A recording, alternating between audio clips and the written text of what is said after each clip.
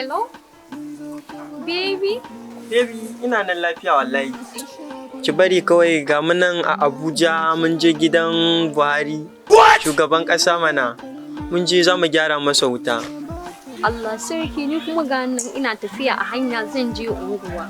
Da yanzu nan ma jira miki an turo jirgin sama za mu je America mu ɗauko transformer domin mu ɗan yi connecting a gidan Buhari. Oke, Allah sarki, Allah ya bada sa'a. Ki kula min da kanki fa sosai. Ba fa na so rana ta ringa dukan min ki my sweetie. Karki damu. Okay, to sai an jima. I love you. Wai abokina da wace ce kake waya ne wai? Shareta, ka ji yan wahalan nan.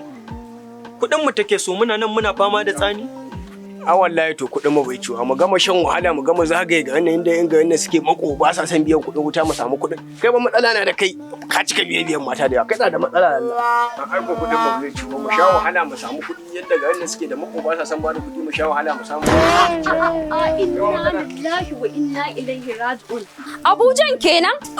Gidan Baharin kenan? Ina transformer ina jirgin? Ina kuma Baharin? Hai ba za ki gane ba ne. Inna lillahi wa inna ilaihi raji'un. Sai me? Wanda yake hawa ai shi ba zai duka. Sai me? To Allah ya kyauta muku, Allah ya sifira muku. Allah ya tsaya.